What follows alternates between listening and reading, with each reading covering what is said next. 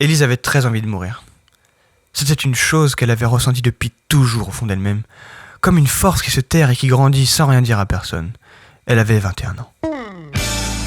Mais à cause de son physique qui lui faisait paraître comme une adolescente prépubère, on ne l'autorisait pas à entrer voir un film interdit aux moins de 16 ans.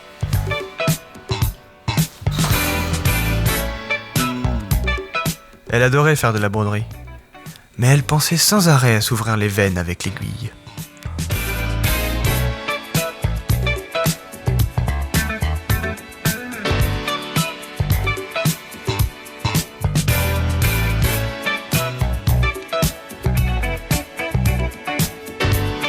L'effet vieilli des VHS lui plaisait beaucoup, comme la pornographie.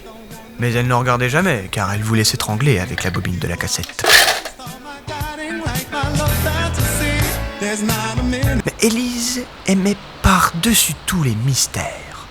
Parce qu'avec les mystères au moins, on ne sait pas comment ça finit.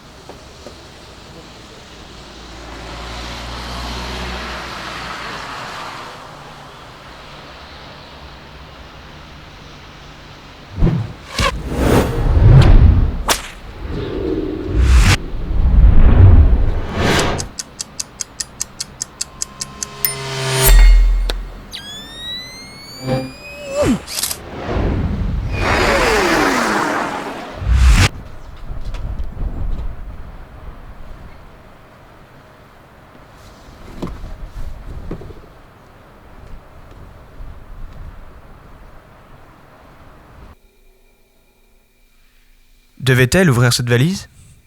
C'est la question qu'elle se posait. Était-ce correct de fouiller dans la valise d'un inconnu ? Ou peut-être était-ce une inconnue ? Cela lui aurait terriblement plu.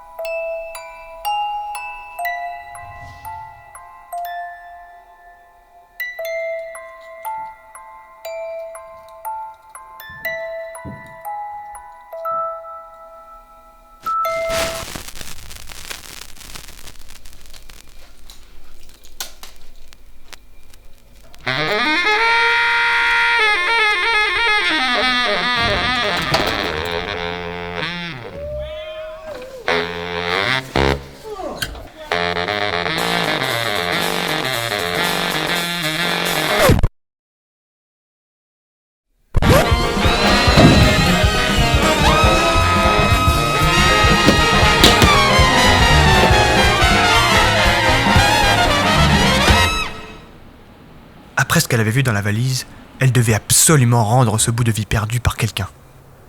Après tout, les mystères ne sont pas toujours résolus. Le monstre du Loch Ness, la zone 51, ou même encore le triangle des Bermudes.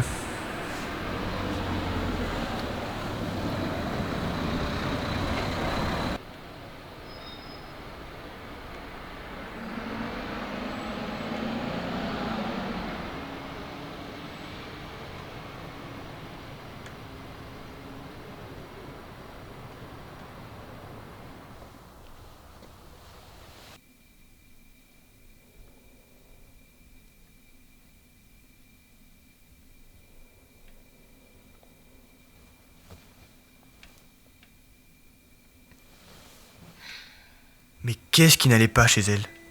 Pourquoi l'avait-elle gardée?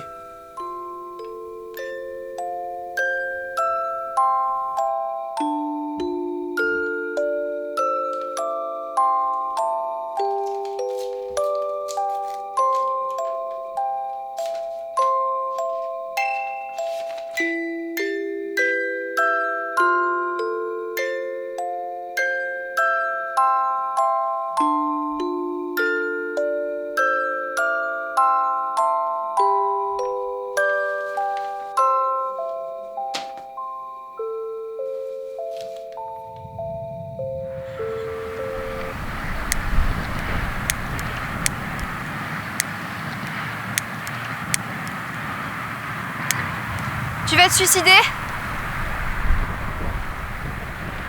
T'es qui? J'ai trouvé ta lettre dans ta valise.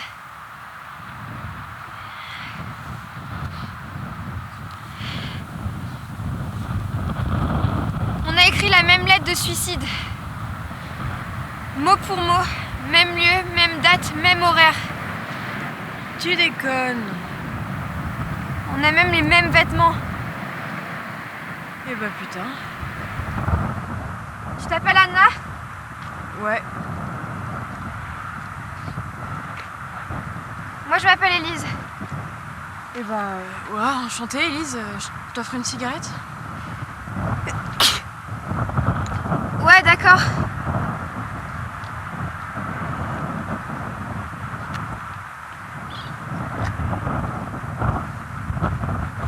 Pourquoi tu as envie de mourir toi? Parce que ce serait la seule façon pour moi de me sentir exister. Exister en mettant fin à tes jours. Intéressant. Je suis un fantôme. Un fantôme social. Exactement. En effet, Élise avait été abandonnée par tout le monde. Ses parents, ses amis et même sa motivation. Elle n'existait aux yeux de personne. Alors peut-être que sa mort la ferait vivre éternellement. Tu as peur de mourir? Non? Elle était terrifiée. Moi non plus. Elle était tétanisée. Moi aussi je suis un fantôme. Quelles sont les probabilités pour qu'on ait autant de points communs? Infime. Beaucoup trop infime. C'est un signe? Anna avait raison pour la première partie de la phrase. Si on remontait au commencement de l'univers lui-même et qu'on suivait les effets papillons qui avaient engendré la naissance de ces deux filles, les probabilités étaient de 0,0000027% de chance, ce qui est infime. Tu veux qu'on fasse ça ensemble? Mourir? Ouais. C'est bizarre, mais maintenant que tu me considères, j'en ai plus tellement envie. On peut repousser ça dans 1 ou 2 semaines? Le temps de faire connaissance? C'est pas souvent qu'on se considère en tant qu'humain. Tu veux fumer sous la douche avec moi? Elle avait aussitôt regretté ce qu'elle venait de dire, mais à sa grande surprise... Ouais.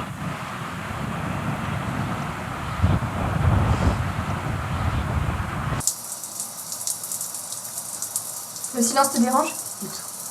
C'était l'une des activités préférées d'Élise, qui ne lui donnait pas de pulsion de mort.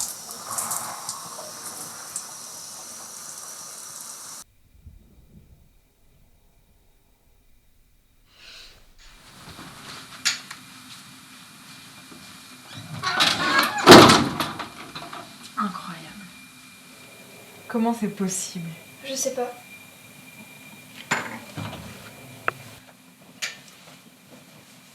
Alors, ça me va bien. Objectivement, il lui allait très bien.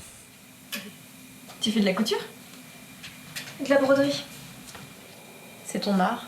J'ai plus la motivation. Tu as fait quelque chose en rapport avec la broderie avant de t'en aller? Comment ça? Tu aurais pu... Moi par exemple, avant de m'en aller, j'ai envoyé quelques photos de mes amis à mes amis, juste pour leur rappeler. Je fais de la photo?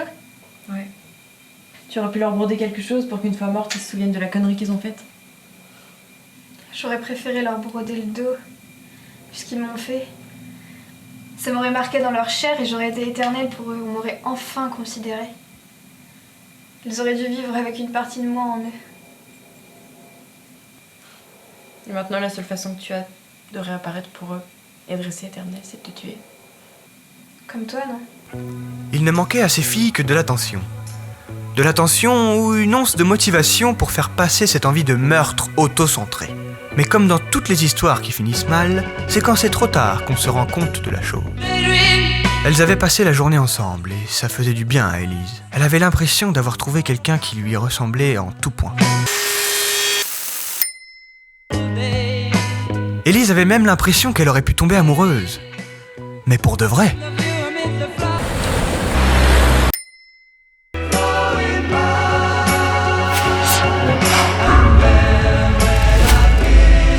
Elle avait d'ailleurs immédiatement regretté cette pensée, et se sentait bête de pouvoir tomber amoureuse de quelqu'un en seulement une journée.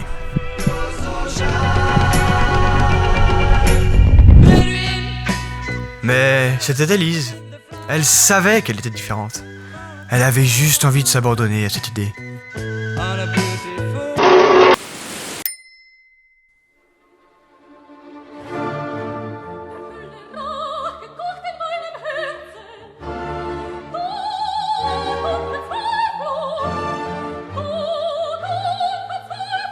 Elles ont finalement mangé les bonbons volés et bu énormément.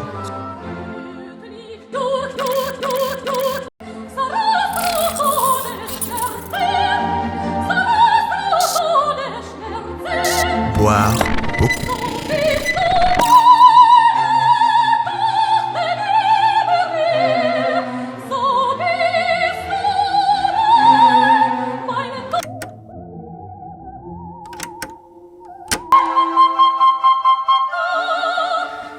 Puis, elles ont fini par se coucher.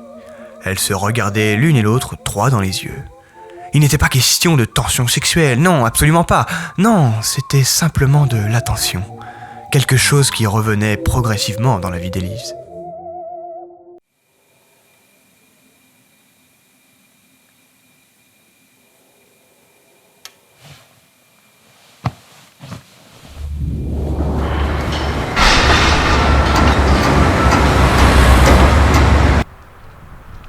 On appelle ça une levée d'angoisse. Anna paraissait heureuse et soulagée car elle savait. Elle avait sa propre solution. Elle savait qu'elle allait mourir. Elle était légère. Je reviens dans quelques minutes maintenant car je dois laisser Élise un peu seule.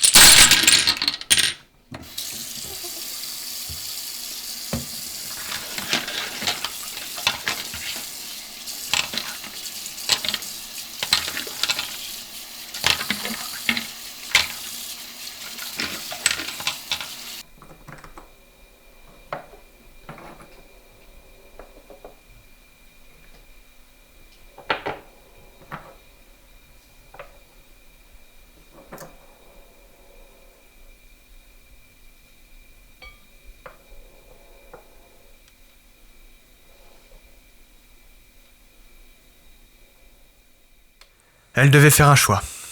Il y avait tellement de choses qui pouvaient la tuer ici. Sa ceinture, ses aiguilles, la fenêtre, quelques médicaments. Et en même temps, la seule façon de faire prospérer Anna, c'était de vivre. Tant qu'elle pensait à elle, elle existerait toujours. Et si elle mourait, qui penserait à Anna? Et surtout, qui penserait à elle? Et pourtant cette envie, elle est bien là. Elle grandit, elle est présente. Peut-être qu'elle devrait se sentir légère après tout. Quoi qu'il en soit, la fin d'Élise n'intéresse personne, car Élise est un fantôme social. On l'a abandonnée, on l'a ignorée, alors je ne vois pas pourquoi la fin d'un être aussi peu considéré intéresserait quiconque.